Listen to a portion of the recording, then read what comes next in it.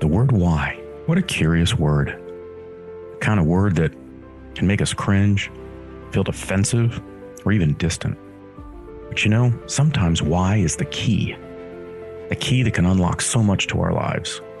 Join me as we explore the why with fascinating contributors to the world, those that entertain us, inform us, teach us about life, and if we're lucky, inspire the next in all of us. I'm your host, Dr. Rod Berger, and welcome to Headroom, a production of Rainlight and co-produced by Old Soul. Let's go.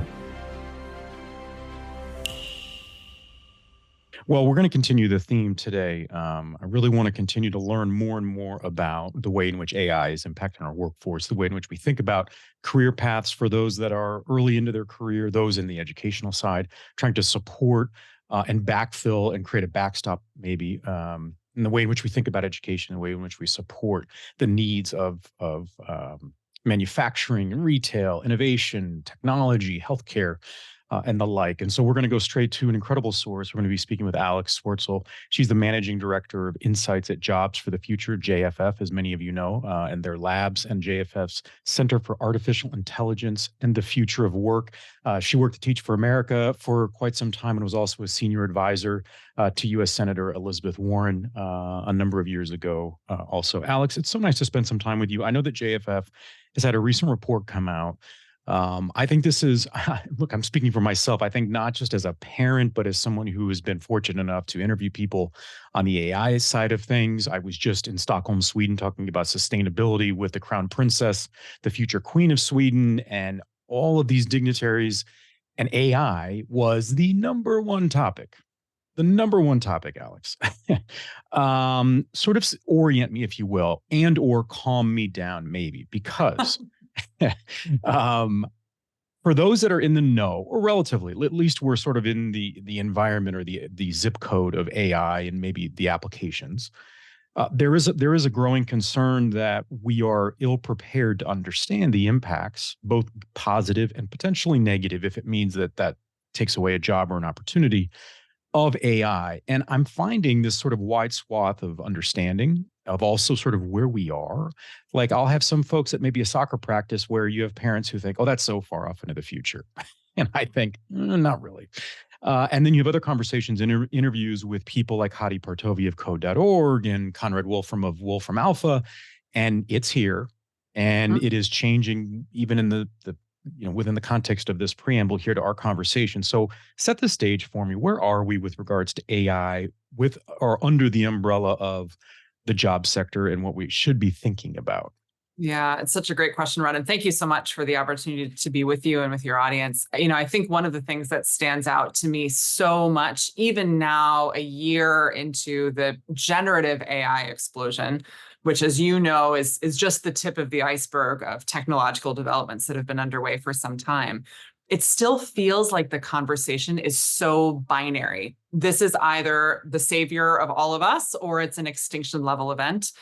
And it'll probably not surprise you that our view on this is that it is a little bit more complicated than that. And while nuance, is always tricky in today's world, that sometimes I think the number one thing that is helpful for folks is just to come at this with an appreciation for the fact that it is a little nuanced, it is a little complicated, but that we can work through it together. And that the most important thing really is to do what I think your audience and a lot of the folks that you're speaking to are doing now, which is just to learn what you can, right? To get your arms around how this space is continuing to evolve. Because, AI has been with us for some time. It's in probably every app on your phone. It's in Google Maps. It's in all kinds of places. But it is now front and center in the palm of our hand through technologies like ChatGPT and other large language models that are really helping people understand in a new way just how transformative this can be for particular kinds of tasks. And so this one of the most salient questions for us at Jobs for the Future, as you alluded to in your introduction, is how is this going to implicate jobs and skills? And so, as you mentioned, we've done some recent research on this that I'm excited to dig into. But I think in this stage setting place, the headline is really this idea of it's coming, but the wave hasn't crested yet. And now is really the opportunity for all of us to get our arms around this technology, not just what it can do today, but what we think it's going to be able to do in the future, and to start to make meaning of it for ourselves in the context of our own lives and our own institutions, both from the perspective of, being mindful of the concerns and challenges, but also thinking about some of the opportunities as well, which we think are going to be really tremendous. I mentioned earlier, Alex, when I interviewed Hadi Partovi of code.org, and Hadi said something to me that has really stuck, which was, it was a message to me, but I think it was really sort of a message to the masses, which is we are at the slowest point of innovation we will ever be at right now. Mhm. I mean, he was really sort of moving sort of the field of play there to say, well, wait a minute, we think it's going fast, but this right now is the slowest point. And so if we go with that premise, Alex, I think one of the things to what you were saying there is it's not that maybe we want to have the answers or that we have to know exactly what it can do or where it's going to be applied to our lives, but it's understanding that application in this sort of broad sweeping way that says, do I need to ask better questions? Do I need, like, how should I be in essence looking at this? It's almost like an art form that is new. And we're a bunch of school kids on a field trip and wondering sort of, well, how do we understand this, what is being told to us as art? Because if we have an understanding of potentially what to look at, maybe we can then apply our minds, our histories, our legacies, our skill sets, and in combination, figure out this relationship. Because this feels like, I know this maybe sounds a little too maybe Hollywood in this way, but it is a bit like developing a relationship, a new relationship, and trying to understand the nuance and sort of where do I fit as an individual?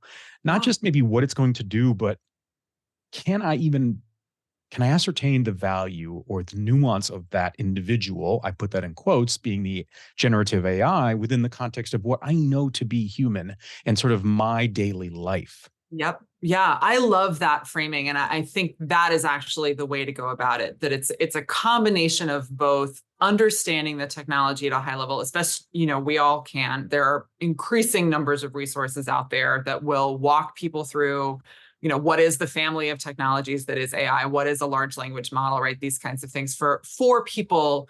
We know everyone's learning style is different, but for people who find it helpful to have that initial grounding in the technology as such versus this is how you use any one application of the technology, right? I think that's one piece that's important. But the other piece is exactly what you just said, which is for each of us to start to test this out in our own lives. And that really is the remarkable innovation over the last year, that this one form of AI, which is incredibly powerful, is now accessible to all of us for free. Any one of us can try it out. And, yeah, there are ways in which you want to be thoughtful about how you use those tools, whether it's being careful about inputting private information into a generative AI model, for example. But in some cases, I feel like I've learned the most by going to one of those tools with something that I want to do or with a problem that I want to solve and seeing how it does, right? To test it. Because in many ways, that's how this technology is not just going to keep evolving fast, which is helpful, but is going to evolve in a way that is really inclusive of the experiences of all of us. Is if each one of us says, what if it can do this? I have this thing that I'm trying to do. I have this problem I'm trying to solve. I have this thing that I wish were easier in my life. What if this technology could help me do this? Because in some cases, it will be able to do it, quickly and easily today. It could probably write a pretty solid first draft, as I'm sure every student is experiencing today, of a paper, or in a professional setting of an email, of a memo, for example. Is it going to be great today at writing the final draft of that thing? No, right? We still need to be able to bring our own experiences and knowledge to help the tool, collaborate with us to create the best possible outcome, but only by experimenting with it. And there's no right or wrong, I think, use case for it, at least in some of this initial experimentation. I would encourage folks to try it out with whatever question is most salient to you, with a set of guardrails in your own mind about citations are not necessarily a thing yet in generative AI, right? It's more about creation of content and ideas than it is necessarily about fact checking, for example. But I think that combination of a high level understanding of what the technology is as a family of tools, and then trying it out for questions or challenges that feel really salient in each of our own lives, that will help people learn very quickly what it can do today and what some of the promise might be for the future.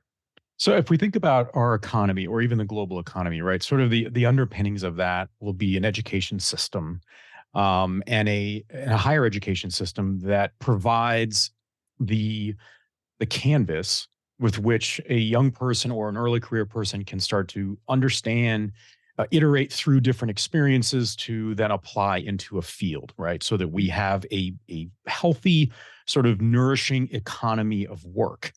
But there are great assumptions in that, right? There are assumptions that we understand what's here today will be there potentially tomorrow, maybe not in 5, 10 years, but enough runway that we have to develop a workforce for given sector.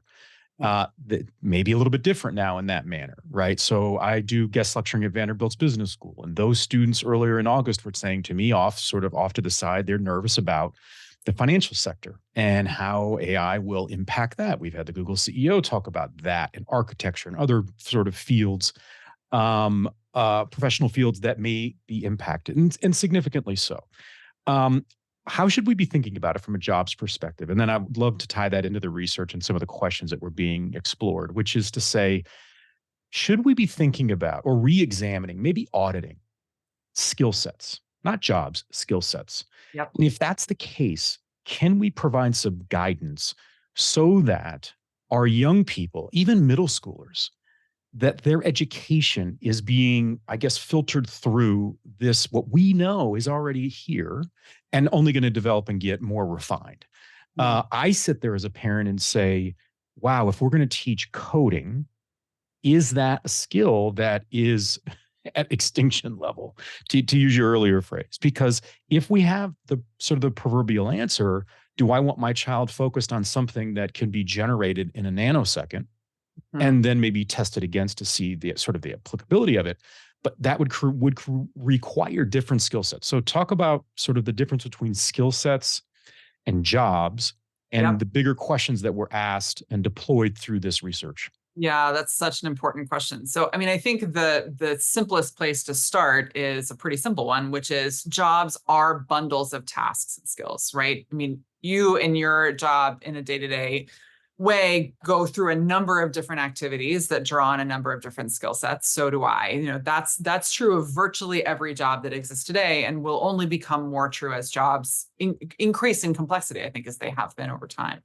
And so the core of our research, which is called the AI Ready Workforce, it's a report that we released right at the beginning of November of this year, 2023, gives a new lexicon, really, a way of thinking about the impact that AI will have on certain common sets of skills that show up in jobs all across the economy. As JFF, we focus a lot on jobs that are especially accessible to people, often people without bachelor's degrees. So think, nursing occupations, retail sales positions, for instance. Software developers and coders is another great example. And all of those jobs involve a different mix of tasks and skills. If you're a nurse, for instance, you're spending some of your time caring for patients. You're also spending some of your time engaged in record keeping of some kind, right? And I think the new pieces that we were able to pull out through this research was a new way of thinking about how AI is going to impact those different sets of activities. A lot of what we've seen in the research to date is talking about how much of a job will be automated, right? 10%, 80% of a job. And the question we started asking ourselves was, automated how, right? Because especially as we start to understand the ways in which AI is showing up today, the way it could show up tomorrow, we recognize that automation has a different impact based on the nature of the task and the way that an AI system or another automated system might interact with that task.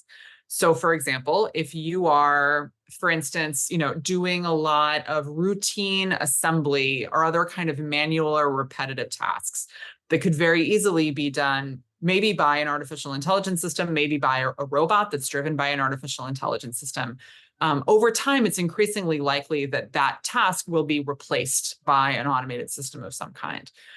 There are also tasks where people are collaborating with machines. For instance, like handling hazardous materials where the machine might do it, but it really needs a human eye to help direct it, make sure that it goes to the right place. So we think there will be a lot of different types of work that is replaced, displaced, or complemented by automated tools. But we also think there's this other component, and I think, especially as we're thinking about the future of education, this is the place to focus.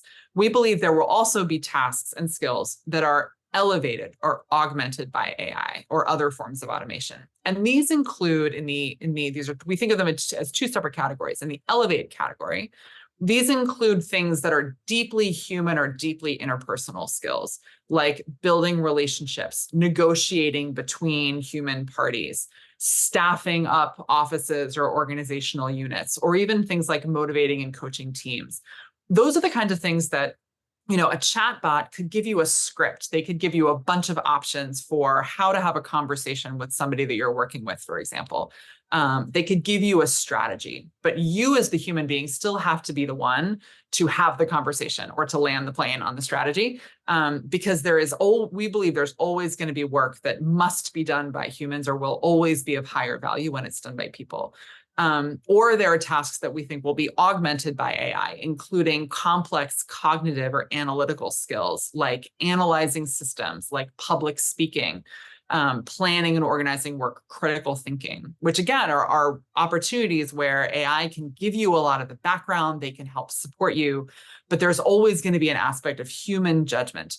Just like if you're a high school student looking at that draft paper, you can get AI to write it, but if before you decide whether or not you're going to turn it in, you have to give it a read to say, I think this is on the right track. I think this is meeting the assignment. I'm going to edit it in this particular way to reflect my voice, for example. So under that distinction, I think it's going to be really critical, not just for today, but for the way the jobs will evolve over time. And the bottom line for us is that we're hoping that whether it's people out in the workforce, whether it's leaders that are shaping organizations, or folks that are developing educational systems or training opportunities, the more that we can double down on those core human, complex, analytical, cognitive skills that fall sort of at the very top of the model, that are skills that can be elevated or augmented by AI. Those are the skills that will remain resilient throughout this transition, and that will help keep people resilient as their jobs evolve over time. Headroom is produced by Old Soul, a one-stop marketing agency that understands the power of brand and nuance. Reach out to my guy Matt at Old Soul and supercharge your brand and content strategy. That's Old Soul. Shoot Matt a note at aoldsoul.com. That's AOLDSOUL.com. And now, back to our guest. Alex, so much of work is culture and fit and sort of this maybe old school American ideal, which is sort of the family element of where you work, because we spend so much time in our jobs. And now, even if it's remote. Have we started to think about the impact an AI world or layer will have on us culturally? Meaning, forever we have based our value on what we contribute or produce. Now, we are not a sort of a widget that produces something, but in some instances that may or may not be more accurate than not. I'm curious if AI, take it from an augmented perspective, if it allows me, in essence, to do more, okay, again, a broad sweeping sort of application of this, will the understanding of what my value is have to change as well? Meaning, will I have to produce, again, in air quotes, more because I've had the assistance? Does my workday potentially change? I mean, we've already been at a 24/7 type of clip here in the US. But if I can produce more or cut down the amount of time and inputs that I have to put into a system based on what my role produces, I'm wondering if there's going to be sort of this one sliver when it comes to mental health and understanding sort of the implications of changing the value proposition of my existence within a given company. And that's going to be something that I hope I'm wrong, but would lag behind in our sort of understanding of a world that we are entering in now.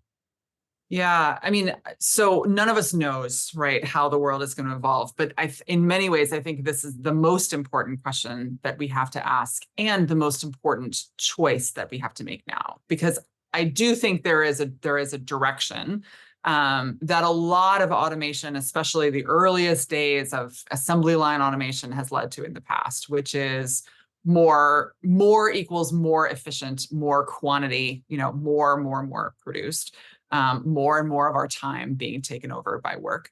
But I actually think that because the heart of this question around AI, it is, I think, enabling us to ask the question, much as you did, in a different way, which is to say, we now can actually draw a real distinction between machine work and human work, rather than, as you said, thinking of human workers as just another kind of widget off an assembly line, trying to orient all of our efforts around productivity, efficiency, towards making humans work more like machines. We now are going to have a generation of machines that can work a lot like humans, to an extent, right? And I think there's always going to be, to an extent, where there is an X factor that is truly human. I think it's often going to be in terms of where humans are interacting with other humans or making those core decisions that put those skills or tasks into those top two categories that I talked about a minute ago. But what that allows us to do as a society is to start to make a choice and to allow the conversation to diverge in a different way, where we can start to think of work that is machine work.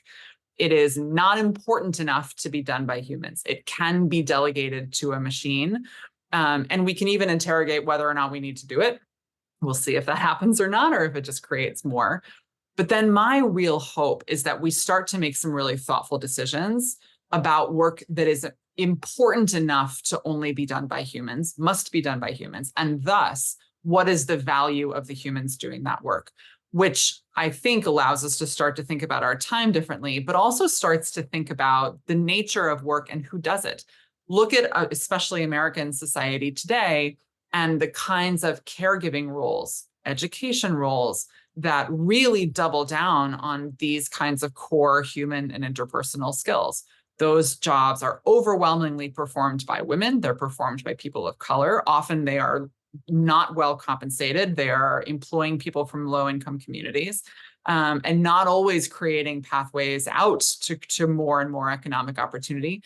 But if we can start to shift the paradigm and say, it is that human work that has to have a human to do it, that can only be done with a human voice and a human heart and a human set of hands, how then must we value that work? And what does that mean for the quality of those jobs and the way in which we support those workers? Again, I can't predict that that's the direction that we're definitely going to go, but I think the conversation is opened up by this technological development in a way that it should have been for a much longer time, but uniquely is today. I think that's exciting.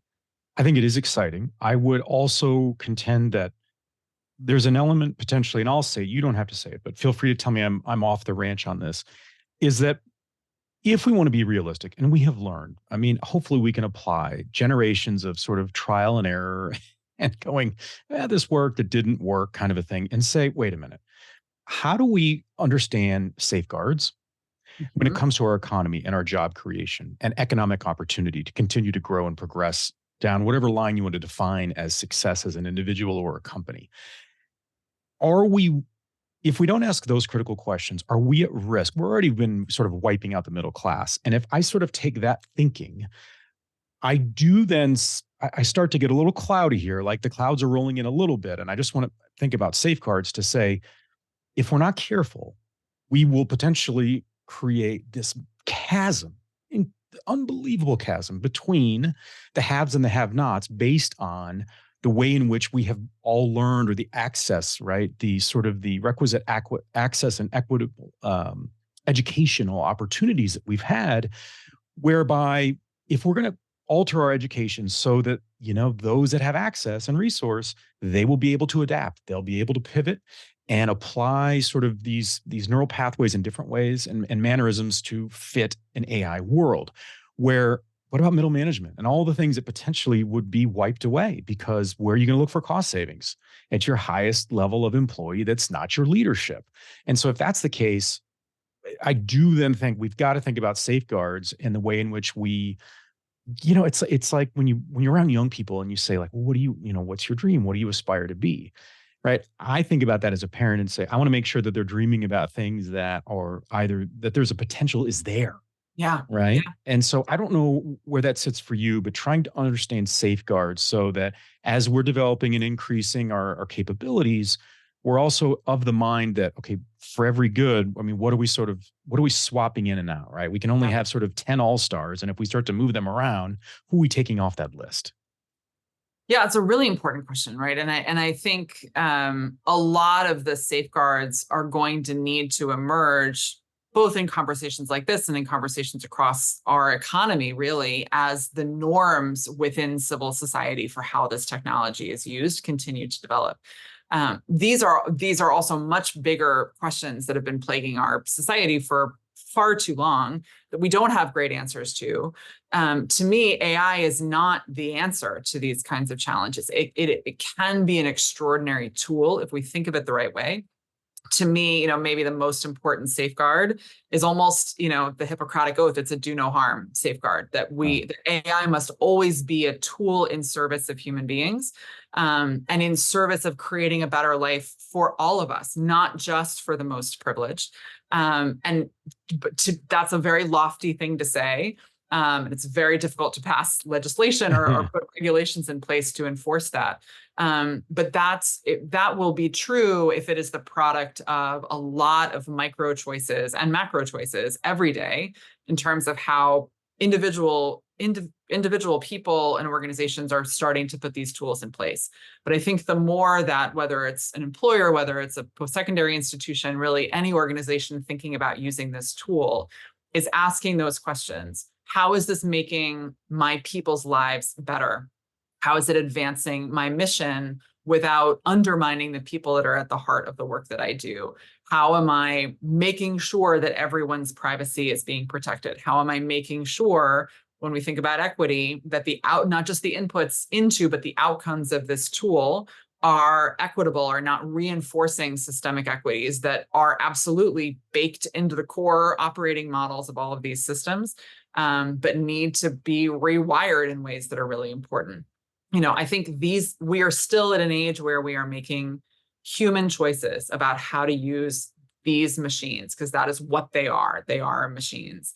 And the more that we can center human stories, ideas, aspirations, and goals of your family and everyone else's family that's asking themselves these same questions, those are the choices that we have to make. And I think that the more of us who are engaged in these kinds of conversations, who are asking themselves exactly the questions that you're posing, and are when they have an opportunity to make a choice, are choosing in favor of center human beings, center the human experience, use this to expand opportunity for more people rather than contract it. That's really hard work, and it was going to take a lot of time. To me, that's the only way that we create the kind of world that is very, very possible, but that we're still working on after many, many decades of being engaged in this kind of a society and this kind of an economy. It feels like this is an information war, but it wouldn't be cast as that. We wouldn't see that on a playbill. But to me, this is about it. It's an information war to understand sort of what is authentic versus what is synthetic, Yep. the origins of that, how we break down and understand the application. And can we get by that maybe it was generated from machine, if you will. I noticed the news that in California, they're going to be requiring a fake news class in high school. And to me, that's a wonderful step forward. I also think that a parallel class would be something around sort of like an ethics class in AI. Start having the younger generation ask questions of applicability, because to your point, we don't have the answers. We do not know where this path is going. And we can't just sort of hand this hot potato off. Yeah. Yeah. Let me close with this, Alex. I'm very curious if we think about sort of your background, and I think you're an incredibly powerful, and I mean that in the best sense of the word, position in what you're doing and what JFF is doing, because we've got to rely on thoughtful questions and minds to be able to explore these uncharted waters. You come from a background at Teach for America, which people are on both sides, but it's very progressive, and it's tried to do a lot of things to democratize, education and access. You also obviously worked for a brief time with Senator Warren, who is known for going sort of into gale force winds and explore our debt and all these sorts of big questions. Do you pull from those experiences when you think about your role at JFF and now what you're doing and applying your skill sets to an AI world?